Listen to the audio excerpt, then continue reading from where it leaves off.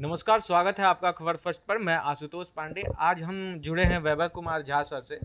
और मैं बता दूं कि ये हाल ही में लोजपा ज्वाइन किए हैं, तो आज तीखे और धारदार सवाल होंगे, कई सवाल होंगे। और सवाल इससे भी पूछे जाएंगे कि पिताजी बीजेपी में वरिष्ठ नेता रह चुके हैं, फिर भी ये क्यों ज्वाइन किए लोजपा। और उसके बाद कई सवाल होंगे। आइए हम जुड़ते हैं सर। सबसे पहले आपको धन्यवाद कि आपने कीमती समय निकाला और लोजपा ज्वाइन करने के लिए बधाई। बहुत धन्यवाद आपका। सर, सबसे पहला सवाल कि बीजेपी क्यों नहीं? दरअसल जो हमारे पार्टी के राष्ट्रीय अध्यक्ष जी हैं चिराग पासवान जी, उनका जो मुहिम है बिहार फर्स्ट और बिहारी फर्स्ट, उन्हीं की जो स्ट्रेटजी है, उन्हीं का जो जो योजना है, उसी से प्रेरित होकर, प्रभावित होकर मैंने लोजपा ज्वाइन किया। ये उनका बिहार के लिए काम करना, युवाओं को साथ लेके काम करना, बिहार को विकास के रास्ता पे अग्रसर करना, जो उनका मुहिम है, उस मुहिम को मैं कहीं न कहीं उस चीज़ को काफ़ी वर्षों से मैं उसको देख रहा था। मैं उन्हीं चीज़ों से मैं प्रभावित होकर मुझे भी लगा कि मैं एक बिहारी होते हुए बिहार का विकास, मिथिला का विकास, अगर मैं चिराग जी के साथ अगर जुड़ के, अगर लोजपा रामविलास के साथ जुड़ के अगर मैं जुड़ूँ, तो मैं अच्छा बेहतर कर सकता हूँ। इसीलिए मैंने इस पार्टी को ज्वाइन किया। अच्छा, एक सवाल है कि जैसे घर में तो वो बात चलती होगी कि पापा मंत्री में हैं, बीजेपी के वरिष्ठ नेता हैं। उसके बाद ये तो बात घर पे चली होगी ना, लोजपा ज्वाइन करने से पहले आप डिसाइड, मतलब एक डिस्कशन हुआ था?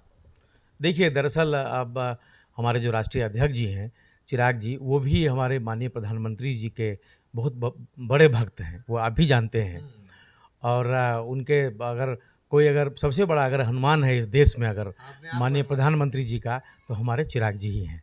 तो ऐसा नहीं है, आने वाले समय में पहले भी जब श्रद्धेय श्री रामविलास पासवान जी जब थे, तो उनके साथ लगातार पार्टी अलायंस में रही है और अब आने वाले समय में भी जो है पार्टी अलायंस करेगी। लेकिन जो राष्ट्रीय अध्यक्ष जी का जो एक सोच है, जो एक बिहार को सब युवाओं को लेके साथ चलना, मैं तो ये कहूँगा कि बिहार के नेताओं के पुत्रों से मैं आह्वान करूँगा कि अगर आप में अगर दमखम है, अगर आप चाहते हैं कि कुछ बिहार के लिए कुछ करना चाहते हैं, तो आइए, आपका स्वागत है।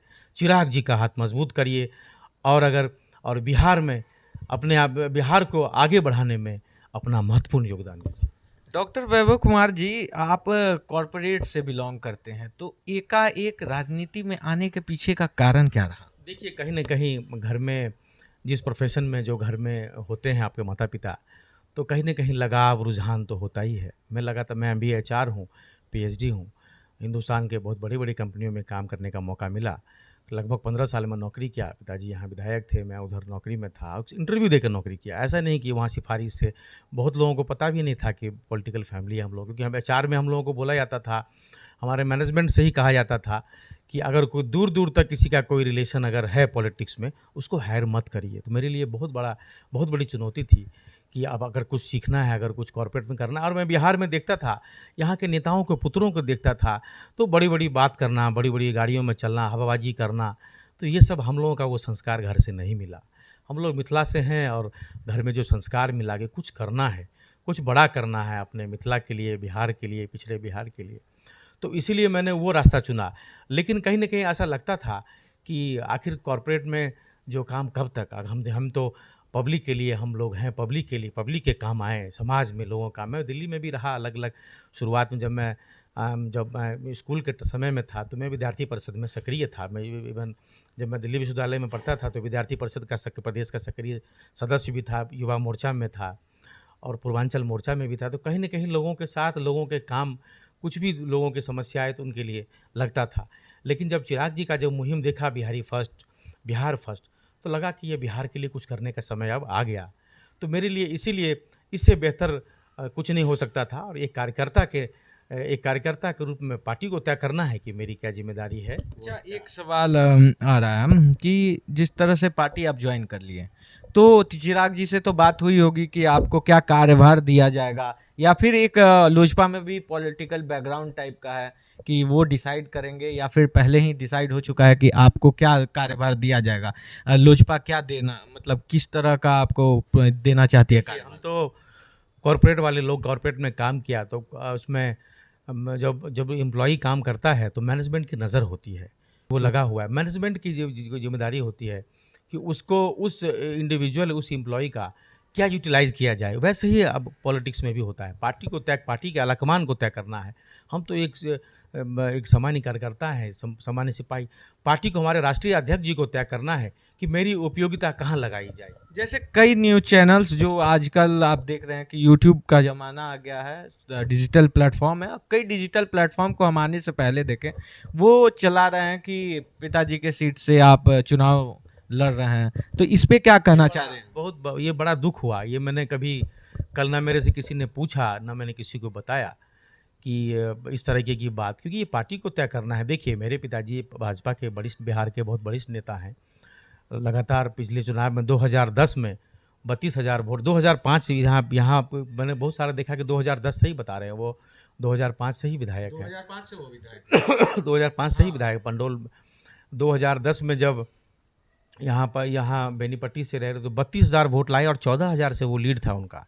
2015 में जब महागठबंधन चुनाव लड़ा तो साथ में तब भी पिताजी को 32 से 52,000 वोट आया और लगभग 3,000 वोटों से वो चुनाव को हार गए। उन्होंने विनम्रता से हार स्वीकार की, लेकिन उसके 6 महीने के बाद ही पार्टी ने उनके काम को, पार्टी ने उनके जो उनका मेहनत है पार्टी के लिए, उसको देखते हुए पार्टी ने 6 महीने के अंदर ही उनको MLC बनाया। और जब नीतीश कुमार जब लौट के आए एनडीए में 2017 में, तो उनको हर घर नल का जल, जो पीएचडी डिपार्टमेंट है, पीएचडी विभाग का मंत्री बनाया। तो ये चीज़ तो पार्टी के बड़े नेता हैं, इस बार 85,000 वोट से पिताजी जीत के आए हैं वहाँ से, तो ये पार्टी को तय करना है। मुझे तय नहीं करना है कि मेरी उपयोगिता कहाँ है, मैं कहाँ से चुनाव लड़ूंगा, कि मुझे संगठन में काम करना है। मैं कैसे ये कह सकता हूँ कि मैं बेनीपट्टी से लड़ूंगा, कि मैं यहाँ लोकसभा लड़ूंगा, मैं यहाँ विधानसभा लड़ूंगा। और अगर पार्टी अगर चाहे तो मिथिलांचल से ही अगर मुझे लड़ाएगी पार्टी, तो और भी कई सारी सीटें हैं, वो चिराग जी को तय करना है कि मेरी क्या जिम्मेदारी है। आप ये अपने मन से लोग बना रहे हैं कि ये वहाँ से। मैं यही कहना चाहता हूँ, आज के जितने भी डिजिटल मीडिया है, खासकर मैं जब ये खबर देख रहा था, मैं इसी कारण से आज मैं यहाँ पे आया हूँ वैभव कुमार झा जी से, और यही मेरा मेन सवाल भी था पूछना कि बीजेपी, पहले ही मैं बता चुका हूँ कि बीजेपी क्यों नहीं, और दूसरा, क्या आप सच में लड़ना चाहते हैं?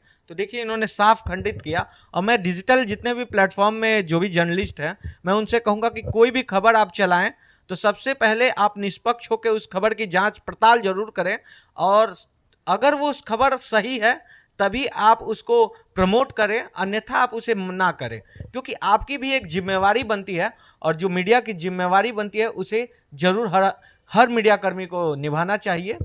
कैमरामैन संदीप तिवारी के साथ मैं आशुतोष पांडे, खबर फर्स्ट।